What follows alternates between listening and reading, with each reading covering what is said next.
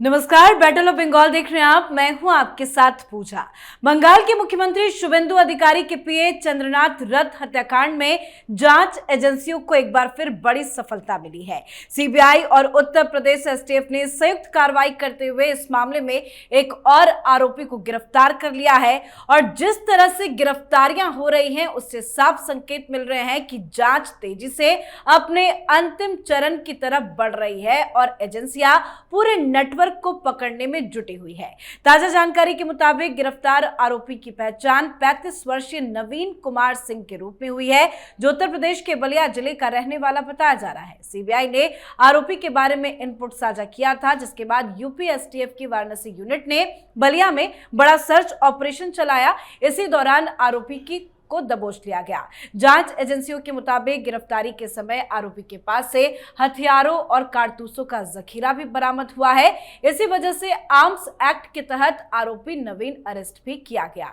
तो अब साफ है कि एजेंसी हत्या की पूरी साजिश, फंडिंग और हथियार सप्लाई नेटवर्क तक पहुंच चुकी है और जैसे जैसे एक्शन हो रहा है, अभिषेक बनर्जी की मुसीबत भी बढ़ रही है। तो आज शुभेंदु अधिकारी के पीए की हत्या मामले में बड़े एक्शन की पूरी डिटेल्स आपको बताएंगे, साथ ही शुभेंदु अधिकारी के भी बड़े एक्शन की चर्चा करेंगे। तो मेरे साथ स्टूडियो में मौजूद है कैपिटल टीवी के editor in chief doctor Manish Kumar और एग्जीक्यूटिव एडिटर राजीव जी। सर, आप दोनों का बहुत बहुत स्वागत है। धन्यवाद। सर, शुभेंदु अधिकारी के पीए चंद्रनाथ रथ की हत्या के मामले में एक और बड़ी गिरफ्तारी हो गई। देखिए, मुझे लग रहा है कि सीबीआई बहुत ही फूक फूक के कदम आगे बढ़ा रही है जी।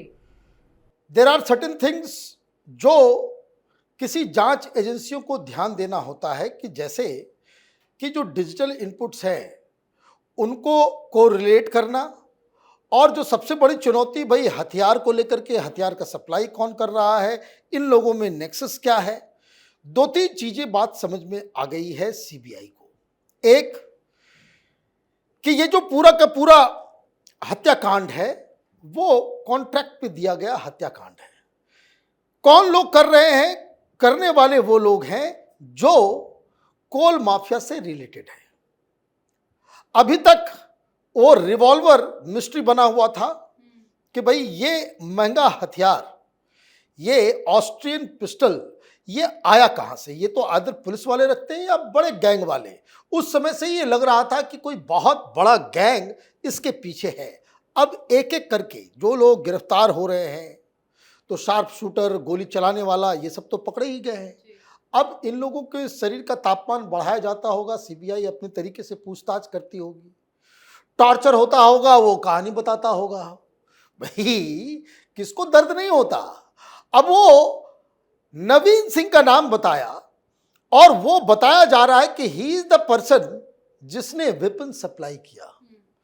अब जो वेपन सप्लाई करने वाला इस पूरे साजिश में, ये तो बहुत ही इंपॉर्टेंट व्यक्ति हो गया। फिर इसका मतलब ये है कि सीबीआई इस पूरे केस को क्रैक कर रही है, लेकिन धीरे बहुत सारी जानकारियां होंगी।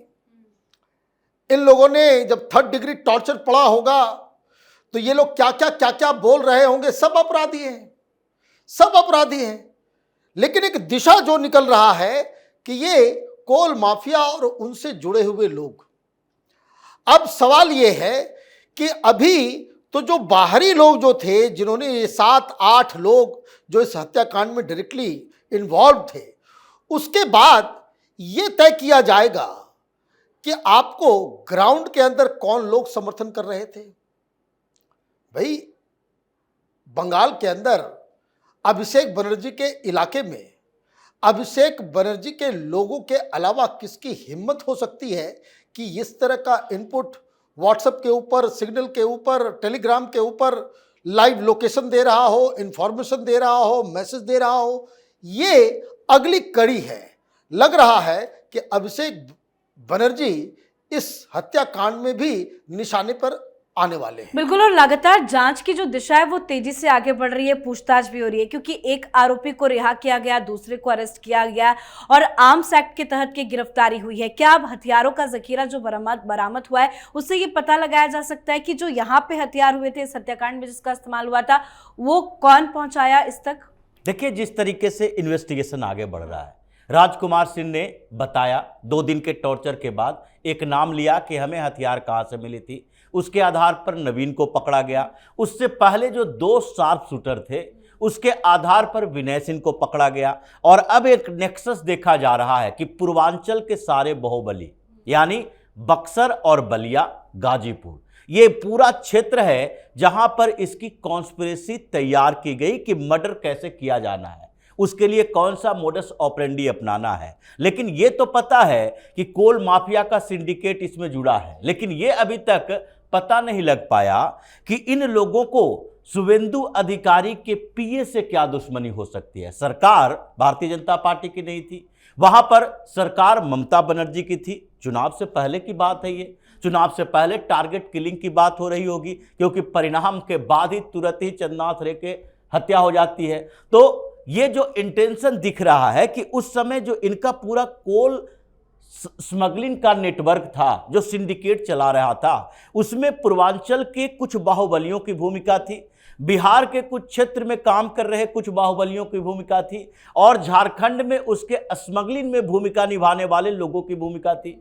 और उसमें सारा जो ये काम चल रहा था, यानी कि पश्चिम बंगाल से कोल माफिया जो कोयला सप्लाई कर रहा था, उसमें तो टीएमसी की सरकार की भूमिका थी। और उसमें अभिषेक बनर्जी के ऊपर आरोप भी लगे हैं, उनकी जांच भी हो रही है कि वहां से जो 2,500 करोड़ रुपए से ज्यादा का घोटाला हुआ है, उसमें कोल के स्मगलिंग उन्हीं के इशारे पर होता था। तो अगर यह पता चल गया कि कोयले के स्मगलिंग को लेकर ही चंद्रनाथ रथ की हत्या हुई है और इन लोगों ने उसके लिए सुपारी ली है, अभी तक कॉन्ट्रैक्टर का ही पता चला है कि कॉन्ट्रैक्ट किसने लिया और उसके बाद इसने शूटर किसे नियुक्त किया और फिर उसके लिए सप्लाई हथियारों की किसने की। लेकिन ये कॉन्स्पिरेसी पूर्वांचल में हो रही थी और प्लानिंग कहां बनी थी? प्लानिंग तो बनी होगी पश्चिम बंगाल में ही, ये पूरा बंगाल का मसला है। तो अब अगली कड़ी में ये सब बताएंगे कि बंगाल का कॉन्ट्रैक्टर कौन था, किसने पश्चिम बंगाल में इससे कांटेक्ट किया था और इसने सुपारी दी थी। अब उसके बाद अगले लेयर में होगा जो मास्टरमाइंड कहा जाता है, जिसने प्लानिंग करवाई। मतलब तो साफ है कि सीबीआई को अब ये लगने लगा है कि चंद्रनाथ की हत्या जो हुई है उसमें उनके कुछ न कुछ इन्वेस्टिगेशन और उसका परिणाम दिखाई पड़ता। अगर भारतीय जनता पार्टी की सरकार बन रही है तो उस समय सरकार बनने के इशारा होते ही लगने लगा कि कार्रवाई बड़ी होगी, तो उससे पहले कार्रवाई करने के लिए जो पहले से तैयार करके सबूत रखे हुए हैं उसी को खत्म करो। और ये नेक्सस वहीं पर जाकर खड़ा हो रहा है। बिल्कुल, लगातार एक्शन तो इस पूरे हत्याकांड पे हो रहा है, साथ ही शुभेंदु सरकार भी जबरदस्त एक्शन में, रोज वो नए फैसले ले रहे हैं। इसका जमीन में क्या कुछ पश्चिम बंगाल की जनता पर क्या असर पड़ रहा है? देखिए, जो नई कहानी आ रही है और इसको लेकर के पहले भी अमित शाह ने कहा था, मैं देख रहा था टेलीग्राफ में एक रिपोर्ट छपी, उसमें बताया जा रहा है कि एक तो डंडा टैक्स और एक भाइपो टैक्स। भाइपो टैक्स का मतलब ये कि जहां तहां ये टोलाबाज लोगों का जो है वो बांस लगा दिया और जितनी भी गाड़ियां गुजर रही है पैसा इकट्ठा करने का। तो ट्रक एसोसिएशन की तरफ से आज एक रिप्रेजेंटेशन दिया गया शुभेंदु अधिकारी को। वो लोग गए, वो बोले कि ये भाइपो टैक्स तो खत्म हो गया, ये डंडा टैक्स भी खत्म करवा दो, ये पुलिस वाले। तो एक तो वो भी फैसला हुआ। तो ये जो एक बड़ा इसको कहते कि बदलाव, ये बदलाव इतना जल्दी बंगाल की जनता उसको महसूस करना शुरू कर देगी, ये सबसे बड़ा अचीवमेंट है। लेकिन अभी जो सबसे बड़ा जो कहानी आ रहा है वो बकरीद है, अगले सप्ताह बकरीद है। और शुभेंदु अधिकारी ने कहा कि कोई भी पशु जो है वो खुले में नहीं होना चाहिए। बस भागे भागे चले गए ये लोग। ममता बनर्जी की बुद्धि भ्रष्ट हो गई है। ये महुआ मोइत्रा चली गई हाई कोर्ट कि नहीं, गाय को काटने की जो है परमिशन दी जाए। उधर से हुमायूं कबीर कह रहा है कि नहीं, कुर्बानी तो होगा, हम गाय को भी काटेंगे, बकरी भी काटेंगे, जो भी काटना होगा, गाय भैंस सब काटेंगे, गौ वंश हत्या करेंगे। और ममता बनर्जी वहां हाईकोर्ट में महुआ मोइत्रा को भेज दी है। तो आज शुभेंदु अधिकारी ने बहुत साफ कहा कि किसी भी कीमत पे जो है बूचड़ खाने के अलावा जो इलीगल तरीके से स्लॉटर करते हो वो नहीं होगा। हाईकोर्ट में मसला पहुंचा है तो हाईकोर्ट में आज सुनवाई हुई, लेकिन अब फैसला रिजर्व कर लिया गया है। लेकिन बड़ा इंटरेस्टिंग लॉजिक दिया गया वहाँ। लॉजिक ये दिया गया कि जो कानून है उसमें स्पेशल ओकेजन के लिए जो है रिलीफ दिया जा सकता है, स्पेशल ओकेजन के लिए।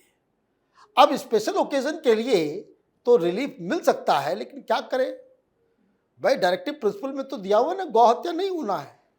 और दूसरा, कोई भी आप इस तरह की हत्या करें, बाकी किसी कम्युनिटी का जो सेंसिटिविटी है वो अगर उससे इम्पैक्ट करता है, ये कानून में बता रहा हूँ, ये कानून का हिसाब किताब है, तो ये मुझे लग रहा है कि ममता बनर्जी को यहाँ भी मुंह की खानी पड़ेगी। लेकिन दिक्कत ये है कि वहाँ से फैसला आपके फेवर में नहीं आया तो फिर भारतीय जनता पार्टी को मौका मिल जाएगा कि देखो, हारने के बाद भी इनकी आदत नहीं गई है, ये गौ हत्या करवाने के लिए वहां पहुंच गई और मुंह की खाके वापस लौट। बिल्कुल, लेकिन शुभेंदु अधिकारी तो बहुत अच्छा काम कर रहे हैं। जो उन्होंने चुनाव के दौरान वादे किए, जो मैनिफेस्टो में कहा गया, जो भी कहा गया बीजेपी पार्टी की तरफ से, वो एक एक करके पश्चिम बंगाल में उसे इंप्लीमेंट किया जा रहा है। लेकिन इस फैसलों का असर टीएमसी के अंदर क्या कुछ पड़ रहा है? देखिए, जिस तरीके से फैसले लिए जा रहे हैं और जनता को फायदा दिख रहा है, उनके दिमाग में दिख रहा है कि नहीं, अब हमारे पास एक सरकार है जहां हम कंप्लेन लेकर जा सकते हैं। जैसे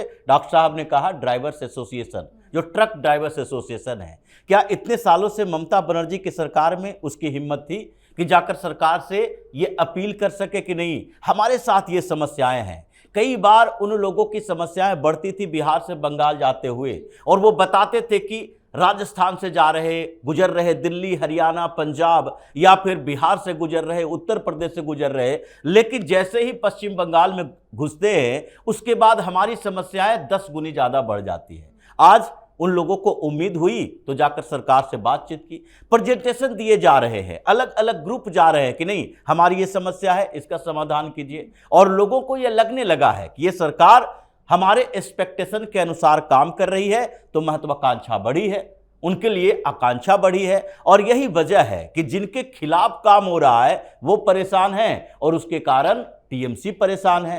क्योंकि जितनी परेशानियां आजकल पश्चिम बंगाल में ये मुस्लिम समुदाय के लिए हो रही है, चाहे वो कानून के अनुसार सरकार चला रहे, कानून के अनुसार फैसले लिए जा रहे हैं, फिर भी इन लोगों की जो परेशानी हो रही है उससे ममता बनर्जी की पार्टी के अंदर विस्फोटक की स्थिति है कि अगर फेंसिंग हो रहा है, 27 किलोमीटर का क्षेत्र दे दिया गया बीएसएफ को, तो ये ममता बनर्जी की पार्टी को इस पर प्रतिक्रिया देने की जरूरत नहीं थी। सौगत राय आ जाते हैं सामने, कहते हैं कि ये तो बंजर जमीन थी, उसे तो देना ही था, दे दिया तो कौन सी बड़ी बात हो गई, तो बंजर जमीन थी तो पहले भी दी जा सकती थी। उसी तरीके से ये मदरसा के ऊपर अब तो लोगों को लग रहा है कि 5117 करोड़ रुपया ममता बनर्जी ये मदरसों पर जो खर्च कर रही थी, अब वो पीएम श्री के स्कूलों पर खर्च होगी।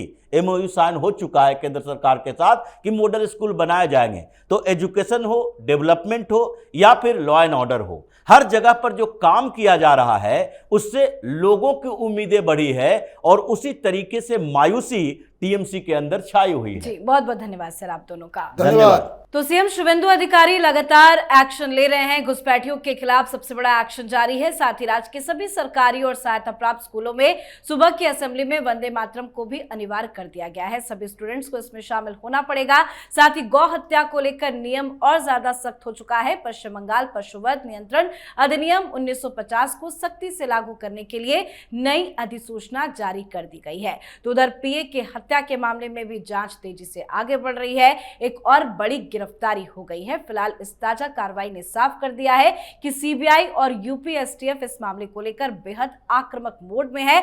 लगातार हो रही गिरफ्तारियों से आरोपियों में हड़कंप है और आने वाले दिनों में इस केस में और बड़े नाम सामने आने की संभावना जताई जा रही है। तो इस पर आप भी अपनी राय कमेंट करके लिखिएगा। देखते रहिए कैपिटल टीवी। नमस्कार।